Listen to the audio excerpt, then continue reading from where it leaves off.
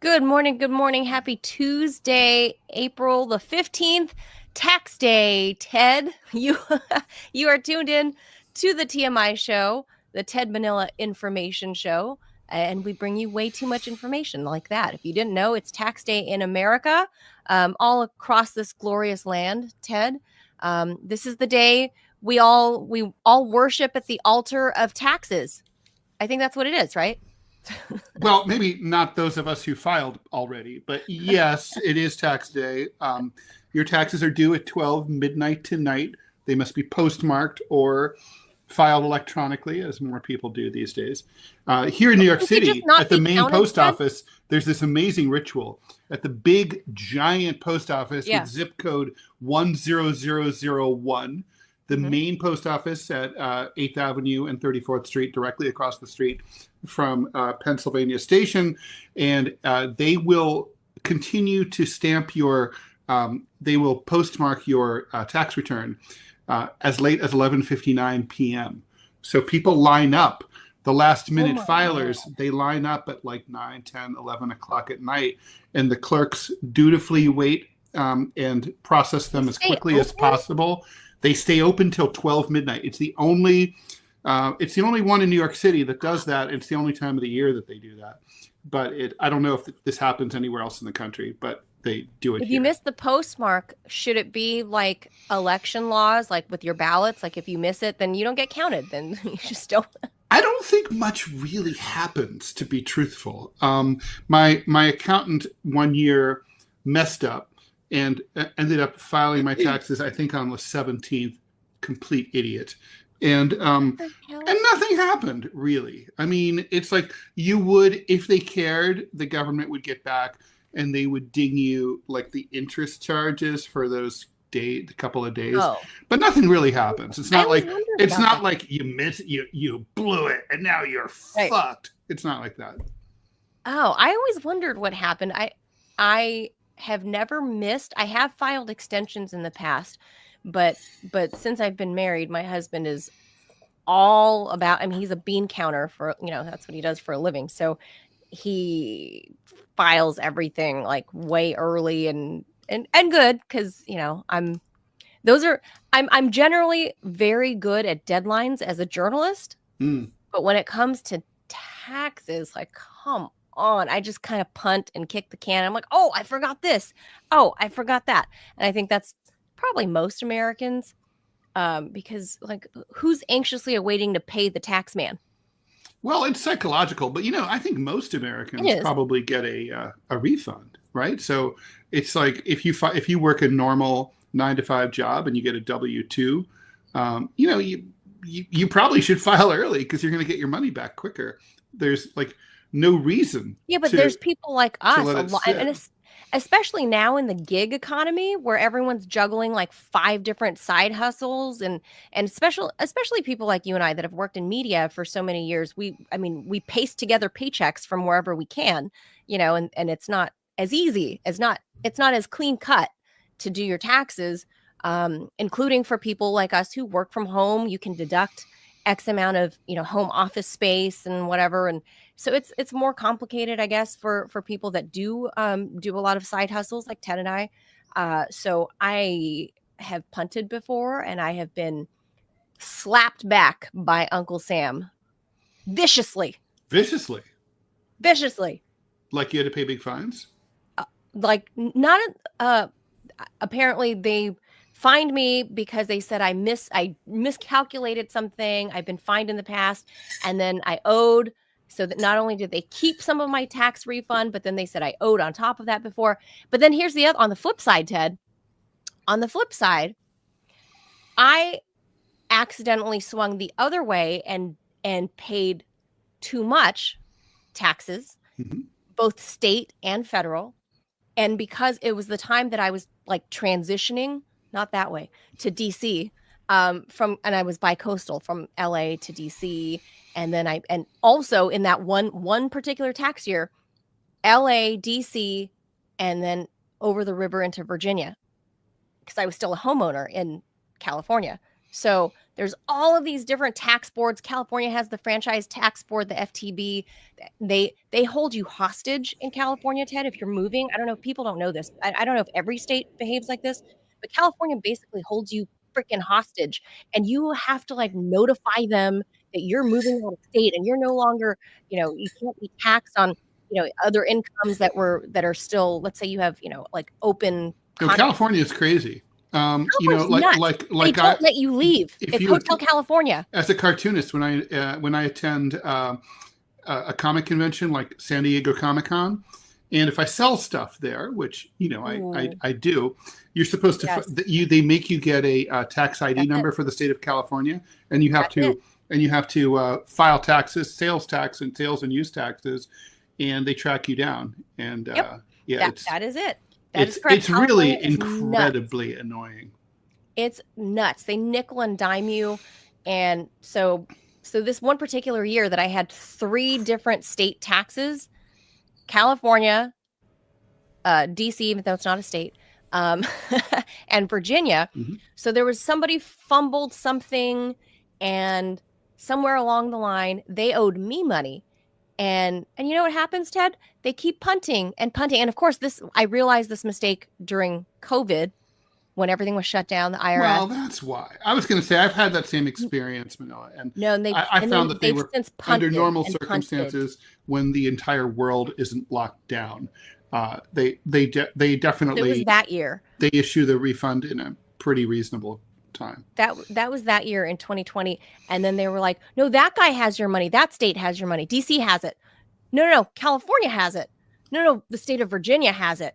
So they were punting back and forth. Then it was just a big convoluted mess.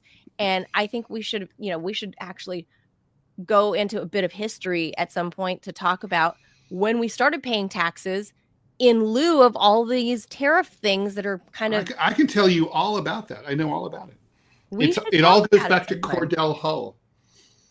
Cordell Hull, a very important, there was no way to be American in the 19-teens through the 1950s without knowing who Cordell Hull was. He was basically like one of those political people who was always bouncing around everywhere. And he was from Tennessee. He ultimately became Secretary of State under FDR. And he was during World War II. So obviously that was an incredibly important job at that time. It always is. And but he was the father of the modern income tax. There had been income taxes off and on throughout the 19th century, during which the country also collected tariffs. But there'd never been, it was usually during a time of national crisis that the government would impose an income tax, and then it would be repealed later. But Cordell Hull's big reveal, I think it was 1914 or so, where he was like, we can turn the federal government into a rich country, but we need to pass a national income tax. There had been concern that it was anti-constitutional. They got it. Yeah. They got there was an amendment to the Constitution to address that issue, and that's basically whether you like the income tax or not, there's no doubt that this country would never have expanded into the international military and economic colossus that it is today without the modern income tax. So, it's hard to imagine like that tariffs could ever replace that income. You can raise money Trump's talked about it. Well, he talks about a lot of things, but he throws things at the wall. Bloviates. But he doesn't have a plan. Okay, he doesn't. And so, I think it's kind of like, well, we could talk about tariffs another time. We should probably get going. Libertarians would be on board. Libertarians are on board with that, Ted. I'll just say they and DC says taxation without representation. I'll tell you one of my main problem with sales and use taxes, which is it's regressive. Like everybody, so let's say you make you make $10 million a year. Mm-hmm. Well, you're Mark Zuckerberg, for example. Well, he makes much more than that. But let's just say you make $10 million a year.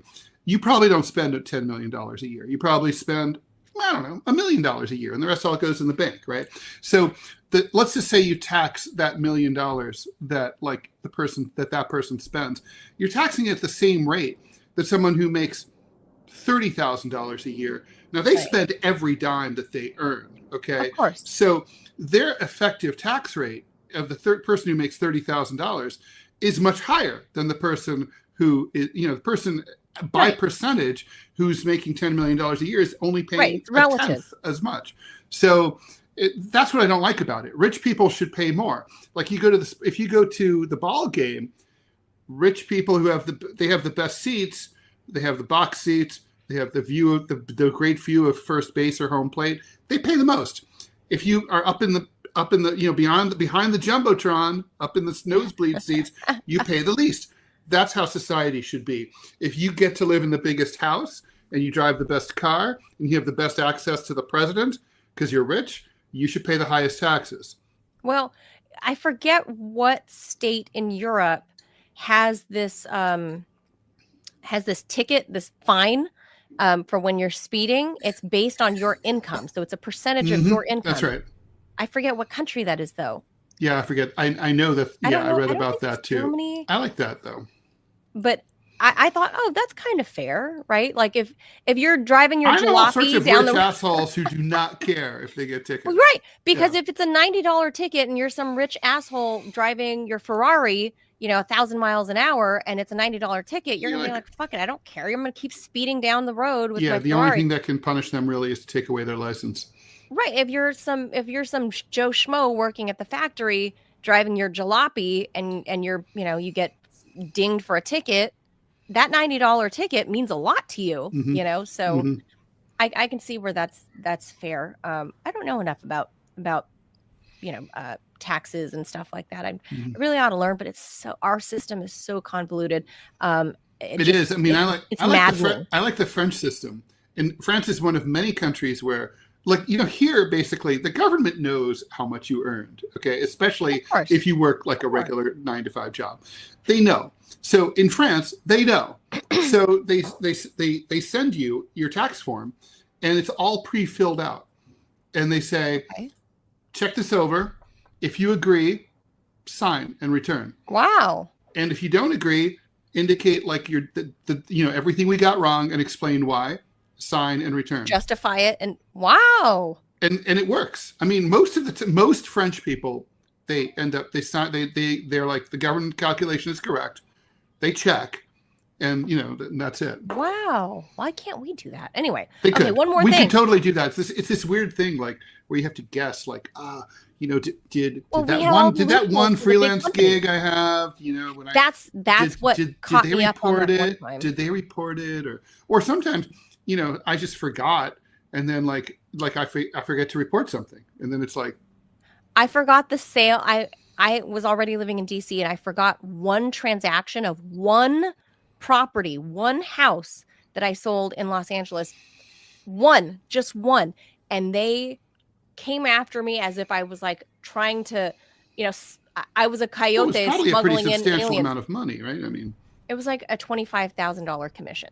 Okay. So, I mean, failing to report $25,000 is like, I forgot one property. I know it's not nothing, but it was one property, and they came after me as if I was like trying to like smuggle fentanyl into the country. I think they would probably be nicer to me if I was smuggling fentanyl into the country. As long as you're paying taxes.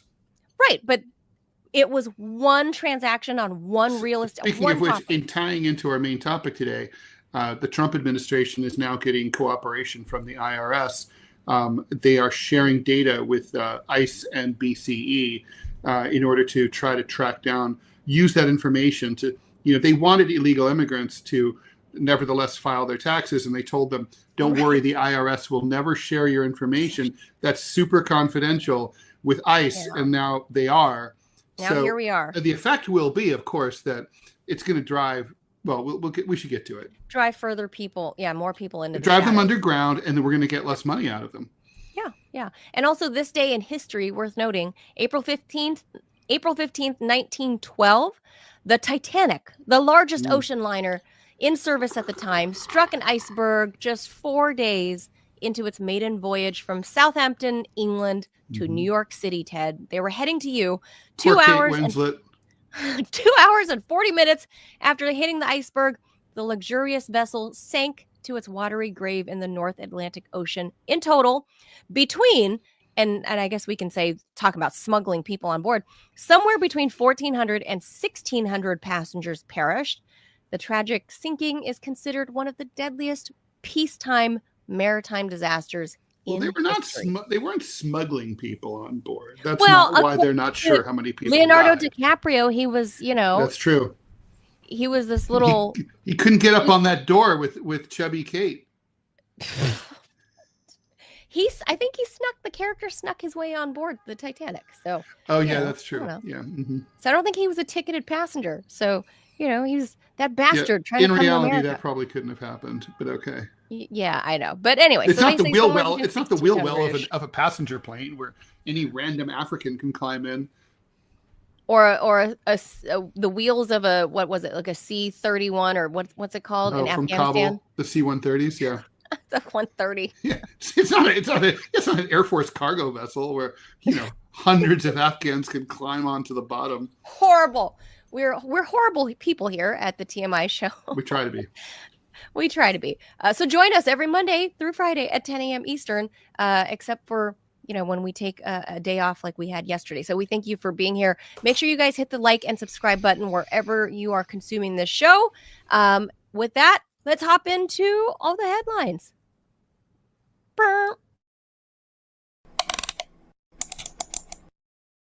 The U.S. federal government has frozen $2.2 billion in grants and $60 million in contracts to Harvard. You may have heard of that, Harvard University, after Harvard said that it will refuse to comply with Trump's demands to get rid of DEI programs and to stop student protests. President Alan Garber of Harvard told the campus on Monday the university will not surrender its independence or relinquish its constitutional rights. A few hours later, the Education Department's Task Force on Anti-Semitism released a statement announcing the funding freeze. Harvard's statement today reinforces the troubling entitlement mindset that is endemic in our nation's most prestigious universities and colleges, that federal investment does not come with the responsibility to uphold civil rights laws, the task force stated.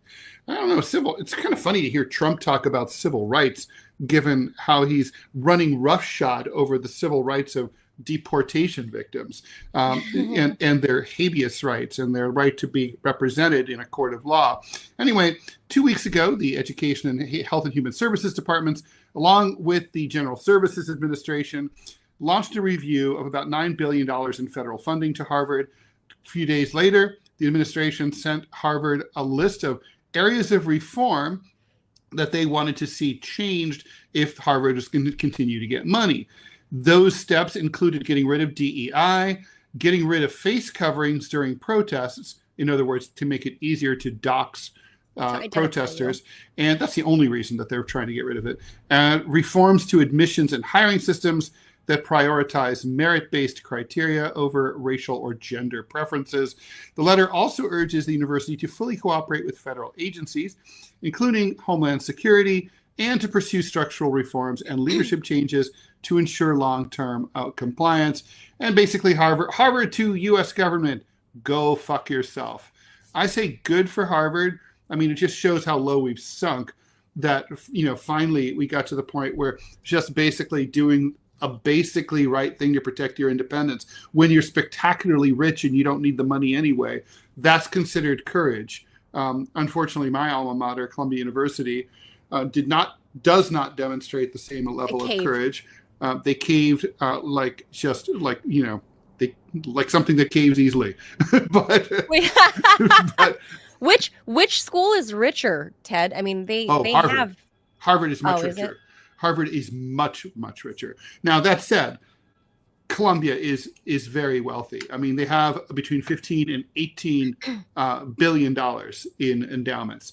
So, but Harvard's got a lot more. Harvard's like, basically, they just don't care. They don't need to care. ID gaff.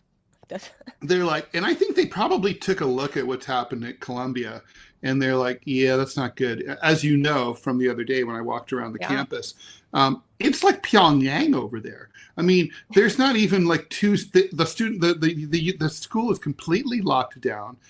You don't even see two students talking to each other. Nobody trusts anybody. That behind you. I didn't see two people No, walking together at all. no, nobody trusts each other. They have completely Weird. destroyed campus life.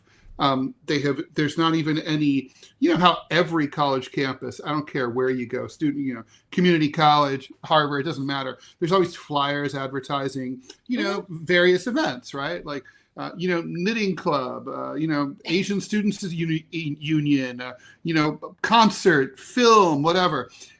Those are all poetry gone. reading. Sure. All of that's gone at Columbia. Yeah. Like literally there's no student life. I mean, they were some of the best years of my life attending Columbia. I couldn't in good conscience, given what's going on there now, tell anyone that they should send their kid there. It would be incredibly depressing. I mean, you know, I think you probably I will not be at all surprised if next year they have a spike in suicides.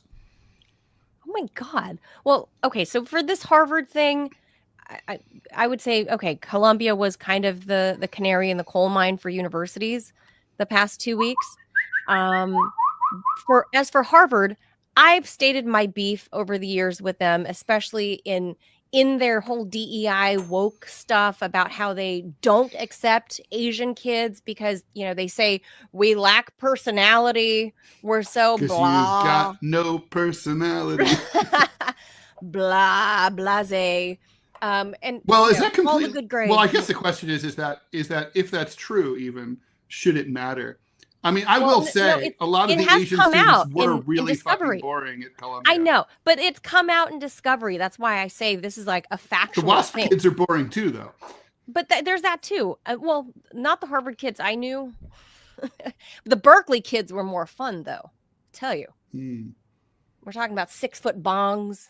Just 6-foot water bongs. And well, at Columbia, when we were looking for super fun, we hung out with the FIT girls. What's that? FIT. Fashion Institute of Technology. Oh. Stylish, hot, cute. Oh, I see. I see. Yeah, easy. Especially in that era. Oh my God, Ted.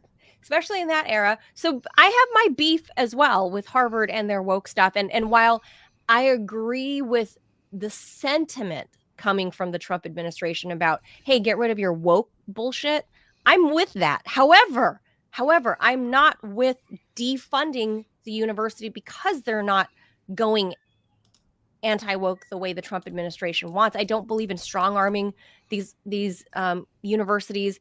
I believe change comes slow, as just the same way the whole DEI woke thing came up slowly. It was a slow creep. And I believe you have to slowly creep away from the ledge. You don't just, suddenly fall back away from the edge of the cliff. And defunding them in this way, with the amount of really good research and science that comes out of Harvard, this is going to impact that greatly.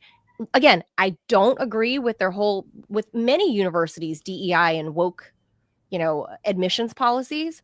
I don't agree with that, but I disagree with defunding them when a lot of these are research institutions that are usually at the cutting edge of how we fix health crises in America. It's the students and the young research professors that are, 29, 30 years old that are coming up with all of these brand new ideas. And by cutting off the government funding, we are kneecapping ourselves and making ourselves actually more vulnerable to falling further behind in education and research, to say, I don't know, China, which is exactly what Trump is trying to thwart. And, it's going to blow back the other way by doing this when you're cutting off, funding to a research institution like Harvard. So I think it's a bad idea. I mean, I think these are two things I hate, right? Like Harvard's DEI stuff. But I also don't think the government should tell private institutions how they should run their schools by way of Columbia. Yeah, no, I agree with that. I mean, look, it's the bullying that's so incredibly yucky here. And look, I've applied to jobs at universities, and it is irritating when, for example, it says like, one of the questions you're asked, and is like, so what would you do if you taught a class to, to promote diversity and diverse voices in your class. I mean, okay, what if you're like I don't know, what if you're a physics professor? Maybe the answer is nothing because I teach physics. I mean, it's like it's just sort of like shouldn't be a requirement, and it is a requirement, and it shouldn't be. But so I get the anger here. Look, here's the problem that I think has happened once again with the Trump administration, which is here are Republicans and a MAGA movement and a president who were ruthlessly subjected to censorship by the media and by and even to the point and by the Democratic Party. They get into office, and instead of taking the moral high ground, they accelerate it and do the same exact thing themselves to their enemies. So nobody stands up for free speech, right? I mean, standing up for free speech is saying, not only will you not censor me, but I will not censor you. And like, that's when I'm in power, the people in power have that ability. Biden censored you and I. They literally got us fired, got our station shut down, and put an end to our voices in that format. And so like I had hopes that like Elon Musk, who's a kept saying I'm a free speech absolutist. Well, where is Trump's free speech absolutism when it comes to students who want to peacefully protest Israel's actions in Gaza? Where is it when it's like, we're going to yank a federal contract from a university, not because they really did anything wrong or they violated the terms of the contract, but because they teach things or they allow protests that we're not down for. I mean, it's disgusting, and they're horrible hypocrites. And this is all my problem tied with to Trump the next topic is much more. Well. I hate the fact that he's a hypocrite more than I hate what he's doing. Hypocrisy is the absolute worst. Do not like, you get no credibility whatsoever if you're like, do what I say, not what I do. It's like, fuck you. God. Yeah. I can get with that. And all of like the second story that we're covering is also tied to, it seems like inextricably tied at this point, Ted. The whole university stuff, then the whole, illegal migrant stuff, then the students and how they're being treated. It's all somehow become tied in this one big ball of yarn, like this fucked up ball of yarn. Like, I don't, well, we'll see. Let's see. That's the way I view it. It's like they're inextricable at this point, where we're talking about deportations, universities, students, funding, free speech. It's all just, if there is a silver lining here, it's a reminder to educational institutions that when you get into partnerships with deep-pocketed organizations like the federal government, you're no longer independent. They can tell you what to do. They can control you, which is why you should really strive to make sure that you can keep your financial house in order without becoming dependent on them. So, for Harvard, I'm sure they'll survive and thrive. Ted, are you saying get off the government teat? That's exactly what I'm saying. I mean, I think if I was look, the biggest protest probably on any American college campus was May 1968 at Columbia, when the students took over the campus. And it was extremely violent, mostly because of the police violence against the students. But it was rough. And that protest, how did it start? It was mainly over the university's research contracts with the Defense Department during the Vietnam War to help develop things like napalm to be used against the Vietnamese people. So the students and the members of the community were very angry. Columbia they shouldn't be doing so much business with the federal government anyway. It's like they should just be like, all right, it's time for us to become independent. And there are certainly a lot of things they could do to do that. There are ways, and you shared some of those ideas, which I thought was brilliant. I mean, over the weekend when we're talking about how many wealthy alumni come out of these Ivy League schools that they can very easily sustain. Not to mention also, all they have to do Name is a go- library after them or a hall or totally. Rall Hall. done. There is a The Rall Rall Hall. Courtyard. There's a Rall Hall at Wright-Patterson Air Force Base, but named after my dad. Oh, very cool. Mm-hmm. Okay, well, on to story number 2. This guy, who I need to point out, Ted, Nayib Bukele, I know he's young. I think he's only about 40, thereabouts, if he's even 40. Mm-hmm. But, okay, so everyone criticizes Volodymyr Zelensky. Are you sure he's really the president of El Salvador? I feel like that guy's a bartender in Williamsburg, Brooklyn. Well, here's the thing.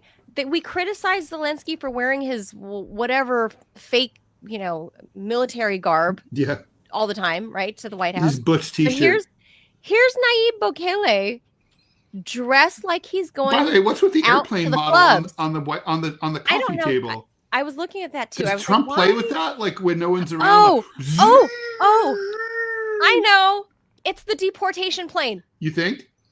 It's the deportation. It's got to be. It's got to be. Marco Rubio should be careful. That someone could get confused and be like, "Hey, Latino, get in there." Hey, look at this Latino. He's trying to dress up. Throw him in there. But Nayib Bukele is dressed, while it's age appropriate for someone that's young. He's like 40, right? Mm-hmm. He should wear a suit. He's dressed like he's going to a nightclub. That's true. Yeah. I'm just saying. I like feel a good nightclub. Yeah. No, like a nice nightclub where you get bottle service and stuff. Yeah, not a dive bar. That's what he's. No, but that's what he's dressed like. Is he's going to go out in New York City, Ted, to like this a fancy nightclub where you get bottle service and you have the pretty girls bringing sparkler, drinks with sparklers sticking out of them.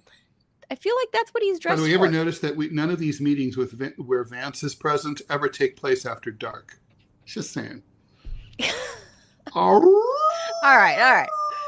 Let's get into Mr. Bukele's story, and then we have a word from Mr. Bukele. All right. Salvadorian President Nayib Bukele says that he will not send back that guy from Maryland, even though he has protected legal status, even though the Supreme Court said to send him back, even though the federal government admits he should never have been deported in the first place. So it's kind of like, yeah, we fucked up, but we don't really care. Kilmar Abrego Garcia, 29 years old, fled to the United States as a teen because he faced the threat of gangs in El Salvador. In 2019, an immigration court judge issued a court order saying that he cannot be deported in order to protect him from those gangs. However, nevertheless, the Trump administration ignored the court order and sent him off to that Salvadorian mega prison last month, even though there were no charges whatsoever, not even traffic charges against him, nothing. They later admitted, yeah, we just made a mistake, but whatever, we don't really care. We're not going to reverse it. He's one of more than 200 migrants who've been deported after Trump invoked the obscure 1798 Alien Enemies Act that was also used to deport Japanese Americans to internment camps during World War II. The Trump administration is paying the Salvadorian government $6 million to hold them there. Bukele talked after the U.S. Supreme Court ordered the U.S. government to return Garcia to the U.S., but the U.S., playing too cute by half, says, well, we can't force El Salvador to return him. Well, there's no evidence that they've even asked, okay? So obviously they have no interest in doing this at all. It's really, really gross. I think we should also mention that the New York Times did a deep dive into those 238 Venezuelan alleged Tren de Aragua members who were deported to the same prison at the same time as this guy.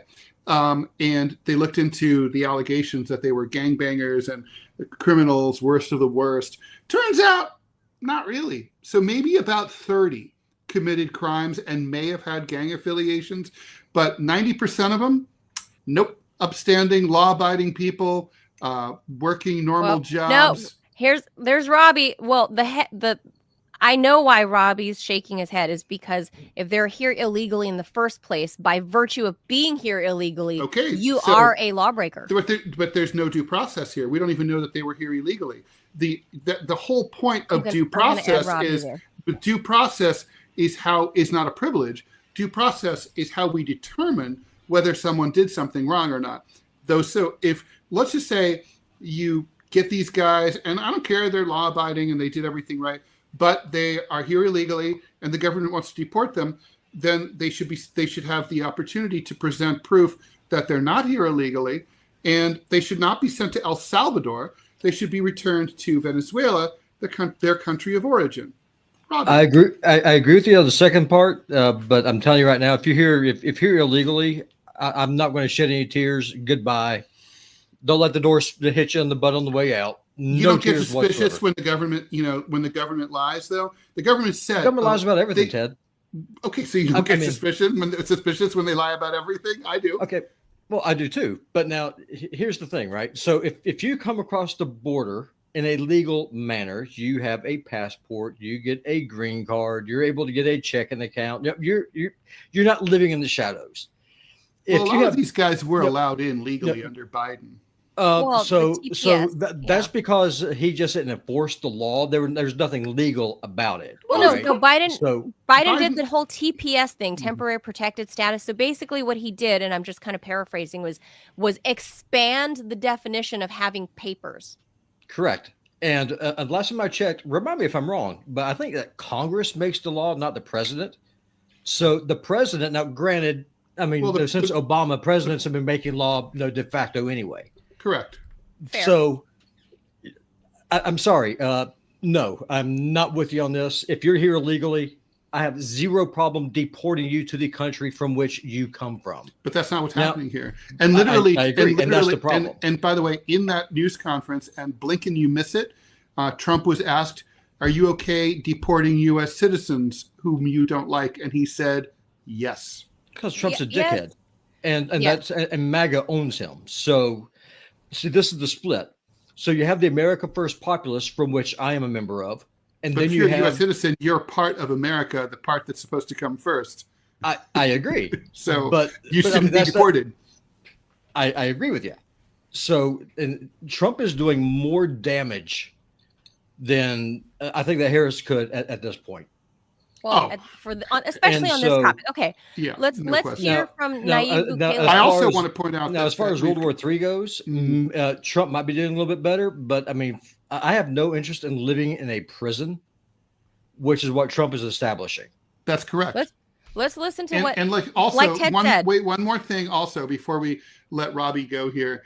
I want to talk about this guy Mohsen Mahdawi, who's a Columbia University we'll get to student. that. We'll get to him. Well, really, we don't have him on the list. We don't. Ozturk. I mean, you can comment on that as it. But Mahdawi, Mahdawi. I'm just going to say very quickly. This is one of the most disgusting things I've ever heard of. He was contacted by ICE, and they said, "Good news! You have been approved to become a U.S. citizen. You only have one thing you have to do: come to this one final hearing, and then you're good as gold. You'll get your U.S. passport." But much like Jamal Khashoggi showing up to the Saudi consulate in Istanbul, things were a little different. Goons were waiting for him, wearing masks, and they arrested him and bundled him off. And they tricked him. They tricked him. Although I guess he suspected that this might happen, and he asked his lawmakers in Vermont, where he's from, to help him, and his lawyers were ready to go in case this happened. So they were able to file an injunction to keep him keep his case in Vermont, so he doesn't have to get sent off to Louisiana and maybe El Salvador. So here's what Nayib Bukele says when the press disgusting. When the press asked him if he would return Abrego Garcia to the U.S. And the funny thing is, all of these high-powered men here, Trump and Bukele, act as if like, they can't just like ask the other guy that's sitting there. They're like, "Bro, can you return that dude?" Or, "Hey," so here's what Bukele says. I mean, they're trolling is what they're doing. Yes, they are. So, but here's what he says. After this ad. We could all use some strategic resilience. That's all I got to say. An ad that we're not getting paid for. While the ads are going, I was going to say this. What's going on right now is the biggest reason why I oppose the real ID crap that Trump is trying to push through, having started being enforced here soon. It is disgusting, and well, that's been a long time coming. Okay, so here it is. It doesn't make it right. Ready? There's AG Pam Bondi, AG Barbie, and AG Homeland Security, and the lady in the pink is Susie Wiles. That's the the chief of Chief of staff. staff. Mm-hmm. There's Mike Waltz, still got a job. What? I'm surprised he's not on his phone. He's still got a job. And next to him, that is Stephen Miller, who Ted, you and I believe he is probably the architect of all of these mass deportations. And the living reincarnation of Hermann Goering. But anyway, he's so yucky. You plan to return him? Well, I'm supposed you're not suggesting that I smuggle a terrorist into the United States, right? How can I return him to the United States? Like I smuggle him into the United States, or what do I do? Of course, I'm not going to do it. It's like, I mean, the question is preposterous. How can I smuggle a terrorist into the United States? I don't have the power to return him to the United States. So you can release him inside El Salvador. Yeah, but I'm not releasing. I mean, we're not very fond of releasing terrorists into our country. I mean, we just turned the murder capital of the world into the safest country of the Western Hemisphere, and you want us to go back into the releasing criminals so we can go back to being the murder capital of the world? And that's not going to happen. So I thought it was strange that he kept referring to Abrego Garcia as a terrorist. I mean, it wasn't even there's implied. no He allegation just said whatsoever. Right. Abrego Garcia apparently is not even shut up, Josh Shapiro. Apparently Abrego Garcia is not charged with anything at all. He's not. So and the government admits that he should not have been deported, that it was an administrative error. So is what they claim. So I mean, I'm not really sure, honestly. Is his wife a citizen? Supposedly. Yes. She is. She is, yeah. She is. Because me and my son were talking about this. What happens if they deport his mom too, and then they've obviously the 3 kids. It's this is disgusting. Oh, the mom, not they can't deport the mom too. But because she's a citizen. They also can't deny you due process and deport American citizens either, right? But apparently they can. So so I don't understand really what the Trump administration is trying to accomplish here with this guy. I mean, all that's going to happen is that this is going to bounce back up now.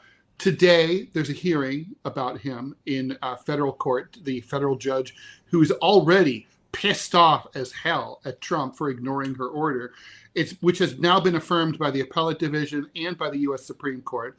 The U.S. Supreme Court kicked it back down to her to enforce. That's a normal thing for them to do. She's now said, okay, do it. She's going to declare them in contempt today. No question about that. So at that point, Trump will appeal to the appellate division. The appellate division will also will confirm that Trump is in breach, and it'll bounce back up to the U.S. Supreme Court, and the U.S. Supreme Court is going to have to issue a harsher ruling against Trump. So here we are, also tied to all of this that we're talking about is this Turkish PhD student. Mm-hmm. If you want to go ahead and get going on that. By the way, I have a question for Robbie. What's going to happen when courts have established that if you are approached by cops who are not uniformed, don't present ID, don't show you any proof they have an unmarked car, and you avail yourself of your Second Amendment rights to defend yourself from being kidnapped by unidentified goons, and you shoot them, you're probably going to walk in the long run. You'll have a hard time. But I disagree. I think what will happen is that they bring terrorism charges against you. That's what I think is going to happen. They can try, but I mean, the point is, I think any jury of Democrats, Republicans, Clovisites, anybody, they're all going to say, I would do the same thing. Look what's happening here in Montana. Here in Montana, if an ununiformed goon squad try to come and get you, I guarantee you they would get ventilated and there would be no repercussions. Well, and that's how it should be. I agree. Look. Yeah. No, it's pathetic. They're basically accosting her on the street in hoodies, in non-cop cars. They're like, these undercover cars, dark SUVs. These are just dudes wearing, as far as I can tell, I would think I was being kidnapped. I would too. Well, she said that. Are. She said that she thought she was about to be taken somewhere to be killed. like I would be terrified. And then, well, later there's two people in the back there. Ted, go ahead and read the story on this. But there's two officers back there with their badges hanging. But the people that originally, I mean, maybe she didn't see them, I'm sure, in all the melee. But look what happens. These big guys, these big dudes wearing hoodies come up to this small little woman. Balaclavas. Yeah, like come up to this small little woman and are like, I'm grabbing you. And they take her phone from her. Like that's, I don't know in They're what world scum. They're total I don't know what world scum. Anyway, the Tufts University, agree. the Tufts University student who was detained by federal immigration agents last month detailed the inhumane and unsafe conditions at the Louisiana ICE facility where she's being held. She wrote in her declaration that she's only had limited access to food. She had to wait hours for toilet paper, and that she's not getting proper treatment for her asthma. Rumeysa Öztürk, she's a doctoral student from Turkey, also accused a nurse in the facility's medical center of taking off her hijab without asking permission. The conditions in the facility are very unsanitary, unsafe, and inhumane, she said. There is a mouse in our cell. The boxes they provide for our clothing are very dirty, and they don't give us adequate hygiene supplies. In this, she said in her sworn declaration filed in U.S. District Court for Vermont. Immigration authorities arrested her in Somerville, Mass., that's outside of Boston, on March 25th. This was in retaliation for co-writing an opinion essay back in March of last year in a student newspaper, criticizing the school's response to demands that it acknowledge the Palestinian genocide and divest from companies with direct or indirect ties to Israel. According to her LinkedIn, she's in the doctoral program for child study and human development, a real threat to America. I have a question for you, Ted, just kind of going along with this. Especially on Rumble and on X, you're seeing a lot of your right-wing populists kind of coming out against this. Kim Iverson, she's more of like in the middle, but you have your Jake Shields types and your other people who are really pushing back hard against Trump with this crap. So why is it that the pressure is coming from the right, from people who align with me, and the American left is silent? Where is your team? Okay, well, so first of all, my team isn't as well organized as yours, but in their defense, there have been rallies in support of these people. For example, the Columbia student who was just arrested yesterday, who thought he was going to get his passport approved, there's a big rally here in New York City scheduled for today. We'll see what happens there. But there have been, certainly the left has not been silent about this at all. But, they don't get much access. We don't have, much of a blogosphere or, we don't have a left-wing media ecosystem as highly developed as the right does. I'm not saying that like we shouldn't. I'm just saying we don't. And so it's not like they don't care. We care. We care a lot. We're very pissed off about this. But it's like, but what do? We have no organization. You've read my book. It's like this is like why we need an organization. You can't do anything without, you can like have an anti-Trump rally like once every 3 months on a sunny Saturday, but you can't really build a sustained grassroots movement without an organization. Do you see any way at all from the populist left working with the populist right to break this thing down? Would the ideologies even allow that to happen? So, like, if you have an open borders lefty who opposes this crap that's going on with civil liberties, do you see them ever reach across the aisle to close the border, throw the bums out, a due process guy like me? I think it's extremely unlikely because as bad as things are getting, they're not bad enough really when those alliances of convenience happen.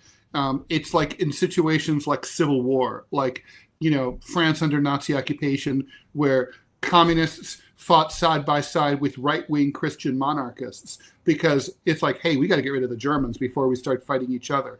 Or the anti-Soviet mujahideen, different factions, different religions, they got together. They're like, we have to get rid of the Soviets before we can get rid of each other.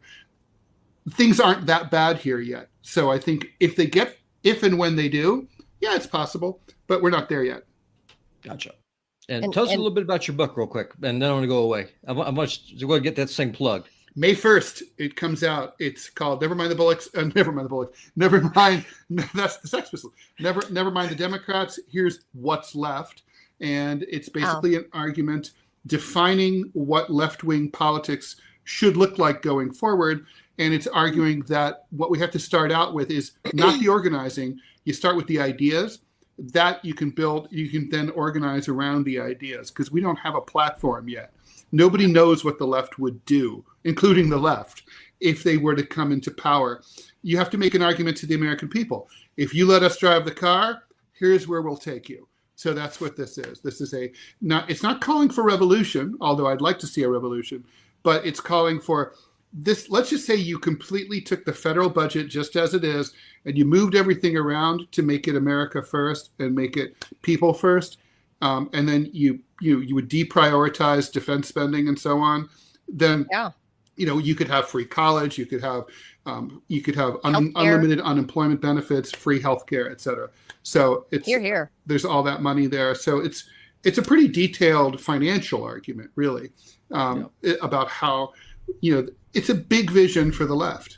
Yeah, and like Ted they said, certainly don't have a roadmap right now. No. Ted was kind enough to give me a copy of the book, and I did read it, and I agreed with probably about 70% of what the man said. That's pretty amazing. That's saying a lot. Well, we agree on we agree on the big things, so that's what matters. I'm going to go away now. Yeah. All right. Thank you, Robbie. Thanks, Robbie. And Ted, I stopped on this sign because it crossed my mind that I was like, do you think that's a Jewish person saying that? Saying Jews say free Rumesa? Or is it a Goyim telling Jews to say this? No, I'm pretty sure it's a Jewish person. I'd have to guess. So, but you don't know. We don't know. Well, you don't know. No. We don't Ice know. knows. I'm just saying. It could be somebody just demanding that the Jews say that. I'm just putting it out there. That's true. It's unclear. Yeah, unclear here. But yeah, this is a shitty situation all around to see, especially at all these universities, these well-known. I mean, she's a Tufts University doctoral student, and wow, like she sounds horrible, Ted. She's focusing on children. Yeah, what an asshole. And what a waste of government resources too, right? I know. Like keeping her paying to keep her locked up. She wrote an article. She wrote an article last year, but like, all right. Yeah, meanwhile, the corpse fucker is still on the loose. The corpse fucker? The corpse fucker. You don't know about the corpse fucker? Ew, no. Oh my God. I have to read this because I can't. Oh, this happened while we had, when we were off. So I guess I'll just read this story to you because there's no other way to put it. New York Times. Police seek man who say violated a corpse on the R train. Wait. Why was a corpse on the R train? The police are searching for a man investigators believed violated a dead man. Oh, I think they did arrest him. Wednesday night on a train in a Manhattan subway station. The man who died got on the R train at about 8 p.m. It's unclear how or why the person died. Then at about 11 p.m., someone entered the same train car at the Whitehall Street South Ferry Station. That's in the Wall Street Financial District. Within 45 minutes, the dude saw the dead guy and began to rummage through his bodies. Then he's like, "You're cute," and began to have sex with the body. The sex acts were captured on surveillance cameras inside the train car. Soon after, the man got off the train and ran away. So he, yeah. This is. Okay, so I was thinking that, and that guy, they went out, think about they pulled out all the stops, for Rumesa. For Luigi. And Rumesa, they're oh God. Okay, this is no, they have not. They have not found him. Yeah, they have not found him. Oh, disgusting. So they don't really care about the corpse fucker, but this woman who wants to take care of kids, we got to snatch her right up off the street. I personally don't want. I mean, I guess if I'm dead, I don't really care what he does to me, but I don't. But still, it's just gross. It's gross. Also, it's on the subway. Okay, I'm a New Yorker. But it's New York City. On the subway. on the subway. No, the Staying with people New are York like, City. Everything happens in New York. No, not this. Okay. It does. Everything does happen in New York, Ted. Speaking of being gross in New York City, here's Andrew Cuomo. Who would be corpse fucker.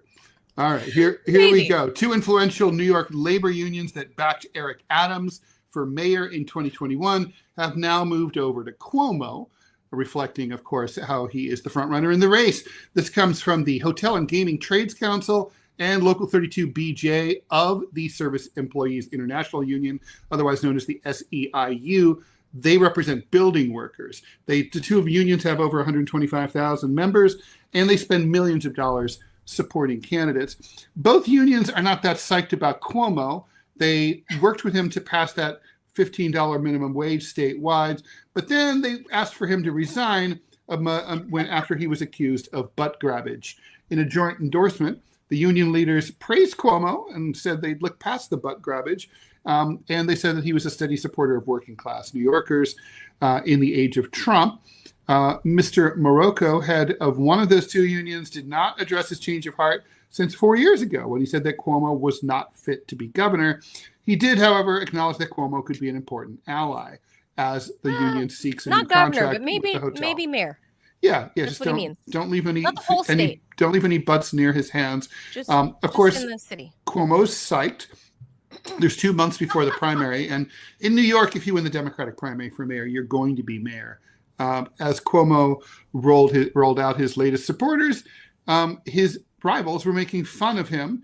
Turns out that he posted a housing plan that included sort of hallucinations from ChatGPT. The Cuomo campaign said it only used the AI for research, not for writing its plan. It blames the garbled text on voice recognition software used by a policy aide whose left arm, you can't make this up, was amputated in 2012. Rich Azzopardi, spokesperson, said rivals attacking the campaign were only trying to distract from their lack of credentials, vision, and electoral support. There were even more sloppy mistakes yesterday when the union endorsements came out. The press release misspelled the union leaders' names in boldface type, summarizing the endorsements. Always a good move. I'm sorry, Ted, but your city is just a disaster clusterfuck of disaster stories. It is a fucking disaster. It's just who you guys Cuomo, have start spelling to right choose, and catch the corpse fucker. like who you guys have to choose from as mayor. You know, a dude that's like flip-flopping on, like, Mayor Adams, of course, being the guy that's flip-flopping from party to party. Now he's aligned with Trump, but now he says he's independent. He did roll out trash bins, Ted, under his watch in New York City. That's a big move. I can get with that. And then he was like, we love migrants. And now he's like, stop sending the migrants. So he's kind of flip-flopping. It's like a dance move on, when he goes to the nightclub. And then you have this guy who is apparently a notorious molester of adult women that work for him. Hands up the blouses and just all kinds of New York City, ladies and gentlemen, America's city, the gateway to America. You'll be greeted by one of these faces. It's either or by a corpse fucker, or that guy. You're going to get this guy. Hey, for all we know, he might be the corpse fucker. We don't know. That's true. If he hasn't been caught, you don't know. Could be Andrew Cuomo. It could be Mayor Adams. Who knows? I don't know. But you guys, your city is, I don't know which is worse, your city or my hometown of Los Angeles. I don't know. They're both screwed up cities. And I think a lot of people on the right are going to say, well, duh, you guys keep electing these left-wing morons to run your city. So, of course, your city is... Robbie's saying we only have time for one more story. So we should probably just skip to headline numero 5. Okay, this is the fun one? The fun one. All right, here we go. If you're not a fan of working out or you just don't have enough time, there's good news. Doing everyday chores and activities a little more briskly, could really help you live longer and have better health, a new study. This means you should tweak how you clean your house, climb the stairs, or run to the bus. I agree with all this, by the way. The study published this month in the magazine Circulation, researchers analyzed the daily movements of 20,000 people over the course of about a week. Nobody had real exercise, but some moved with more zip than others, taking the stairs instead of the escalator, for example, or speed vacuuming their living rooms. Like the amounts of these everyday exertions were small, often less than 5 minutes a day. But the impacts are huge. People who move around fast are half as likely to have a heart attack or stroke in the following years as people who sort of, amble along. The study says that it's a good idea to find ways to fit exertion into your daily life. That, according to Emmanuel Stamatakis, professor at University of Sydney. But that doesn't mean you have to actually exercise. To conduct the study, Stamatakis and his colleagues used algorithmic machine learning to closely analyze movement patterns in 10-second increments and to determine whether someone was using lightly, moderately, or vigorously. They used biobank tracker records from 21,139 adults who never exercised, then cross-checked against hospital and death data. They found that light everyday activities, which might include strolls to get lunch or hit the copy machine, slightly reduced risks for cardiovascular problems and deaths during the next 8 years, compared to people who recorded almost zero activity, meaning that they remained seated for almost the entire day. But people needed more than 2 hours a day of light activity to see much benefit. Moderate everyday activity is far more potent. If you spend 24 minutes a day moving around at a moderate pace, you probably will have a 50% less chance of dying of cardiovascular issues. The most effective dose of vigorous everyday movement is even lower. 5 minutes a day of pacing around or rushing to places while huffing and puffing is associated with 40% less likelihood of dying from heart problems. So pacing around, how do you define just pacing around? Like when you're on the phone, for example, like I do that. I walk back and forth. So, if you ever, one of the things I noticed about France, like let's say you go to a store and you ask for something that's in the back, the person, usually a woman, will like trot back to get it. It's not like they're going to just, like a U.S. postal worker, like waddle back to get it. They're going to and just those little bursts of energy, you can see that, the French, they eat a lot, they live well, they drink wine, a lot of it. But they're smoke. They're not as thin as they used to be, but compared to Americans, but they're still, thinner than we are. And I think just there's a lot to be said for just like having vigorous, quick motions in your everyday life. I do this. I get a lot of arm exercise doing this. Mm-hmm. Wax on, wax off. Yeah. Yard work. And my house is tall. Get up. Yeah. I was I'm up and down the stairs. I lived in a rich neighborhood. I was the only person who cut my own grass, but I liked it, Yeah, I view this as exercise. And I know it is exercise. It is. And now there's scientific studies to prove it. And I know this sounds silly, but like years ago when I first became a wife and mother, I also realized, no lethargic sex. that does get its cardio. Yeah. But see, like she's a mom right here. She's doing all the mom stuff, while she's at home. So I realized, because I have a lot of steps in my house, even from at the front yard, right? Like I got to come up the steps to get to the front door. I realized like carrying gallons of milk and water and stuff. I'm like carrying weights. So I started. Of course you are. I would carry the gallons and I would do bicep curls with them as I'm walking up the stairs. So I'm carrying extra weight, and I would find everything I could to kind of like eke in a little bit of exercise. And I thought I was being just silly and being like a dumb, I'm finding exercise. But now there's a sign. Hi, Clovis. Now I see that there's a real actual study. Also, picking up your heavy cat is exercise. That is true. Pick them up and down, up and down. Yeah, exercise. It's like. So look, this is exercise. This is kind of like the only exercise I get. Look at this woman. It's kind of the only exercise I get these days. That too. Well, I don't have clothes. Well, do you have a dog that you can? No, he's or a small rhino. I have a 60-pound kid that I gotta chase and grab and pick up, and so I have a lot of good arm strength.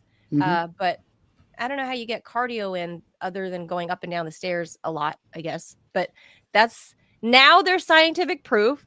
And I know Rick in the chat room there. I know that a lot of the men that are going to watch this, Ted, are going to be like, yeah, see, woman, you're getting exercise. Go do some housework.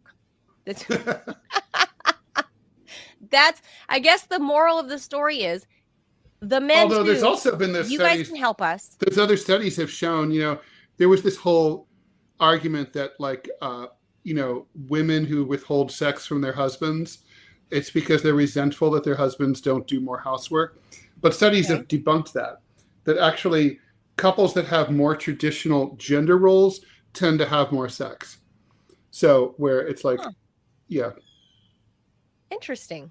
Well, this is, I like to say that my husband doesn't help. Again, we've kind of dished out the chores, being that I do inside housework and he does all the outside housework, because I don't want to be out there cleaning gutters. I don't want to mow the lawn. I don't want to do that's his guy stuff. I do the inside house stuff, and this is kind of how I get my exercise nowadays. It's not there for me right now in life. But here we are. There's proof now. So that's the fun takeaway story for your Tuesday. Actually, it's useful. Just pick up the pace. You're doing the work anyway. Just do it a little faster, and then it'll be done sooner too. Yeah, but how do you vacuum faster, Ted? Or how do you wash the dishes faster? Are you kidding? You can vacuum faster. What do you mean? But if you go too fast, it doesn't pick. Well, that's true. There's a certain trade-off there. Because if you go too fast, you're just skimming over the rugs and nothing gets picked up. So you'll have to go over it. I guess maybe you can go over it 5 times, but very quickly. And I do that, and you get a lot of tricep workout. But now there's scientific. My vacuum cleaner is heavy as a brick, so just carrying it around can be your vigorous exercise. But I guess there's this there's the takeaway. Do more housework. If you say you can't get in exercise, do more house chores. Catch your cat and trim his claws. Look at that claw. Look at that. Oh yeah. Don't trim it too short. He's no. Can they bleed? Hey, I'm back. Hey. Oh, just because I clicked the wrong thing. But okay, whatever. We're saying goodbye. Because bye everyone. Bye from I guess you could get some cardio by running away from ICE agents. Just saying. That's true. No, that's one thing I want to see people doing. I want to see them running away from them. Yeah. Why not? You don't have to stop. They're not cops. Oh. And they don't identify themselves anyway, so it doesn't matter. You can run. Oh. You should run. If you see someone, if you're a migrant and you're a little worried, and you see sort of sketchy white dudes on the street, haul ass. Make them work for their lunch. Well, one of the things that me and my wife were talking about, because where I am, it's a big old, it's a tourist town during the summer. People come up to go to Glacier National Park. Oh, well, my wife was one of only 4 black people in the entire county. That's not a joke. And so we're wondering is how many of these people are going to be coming in thinking that she is a illegal migrant. And if someone's going to call ICE on us, 100% could happen. Yeah. And so she said, well, what would you do? I said, I'd shoot the bastards. And I think that's fair. I do too. Let me put it this way. If someone tries to attack me or someone I love, and I don't know who the fuck they are, I mean, look, there have been many cases where the police, they break into someone's home. They're not announced. They're not wearing uniforms. It's a raid, and they've been shot. And ultimately the shooter gets off the hook. Yep. It's you should have knocked. You should have presented ID. It's for the police and the police's own protection. Yeah. And by the way, what a bunch of pussies that they're afraid to show their faces, because they're afraid of being doxxed, because they know they're scum and everyone hates them. That's why. If you're a member of ICE, just commit suicide. No one loves you. Ted. Die. Yeah. That is not true. That for some people it's the job that you took, and that's it's just like the SS was a job that they took. I was about to say, I don't really see what the difference is. The Stasi was just a job. That's right. So, let's call a spade a spade. I'm a right winger. I want a small government, put the army on the border, close the border, Oh my God. Deport the migrants who are here using due process. If you don't have a day in court, fine. Show me where you apply for your passport. Can't do it. Put you on a bus, send you to Mexico. Enjoy.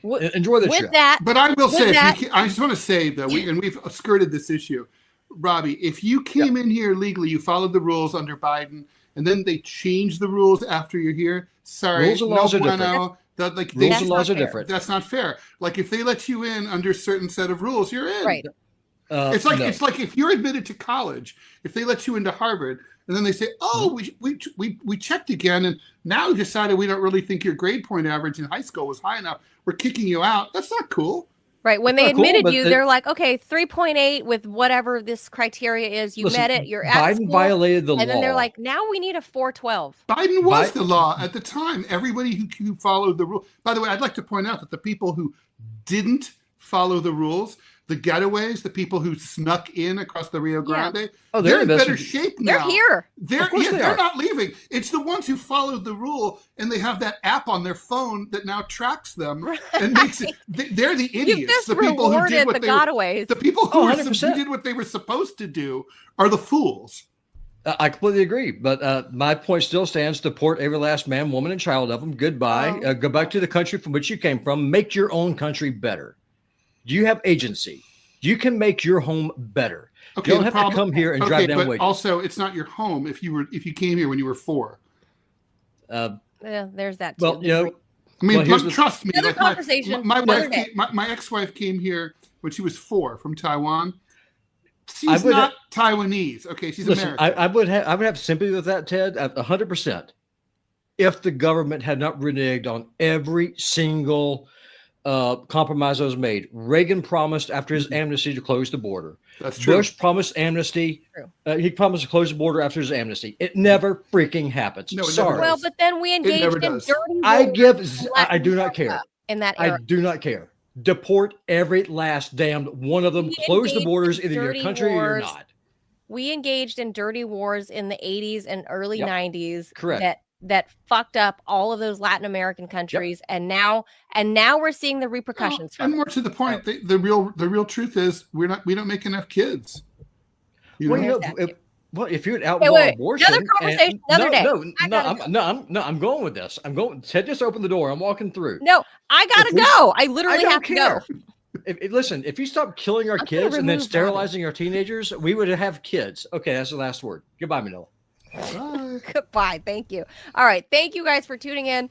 We're all over the place today, but that's why you tune in, because you never know what the hell we're going to say here on what topic and where it goes. Even Ted and I don't know where it's going to go. And no. Especially. We really don't know where it's going to go. Yeah. So. All right, guys, thank you so much for tuning in. That's it for us. We'll be back tomorrow, 10 a.m. Eastern time. Thank you. Make sure you hit the like and subscribe button.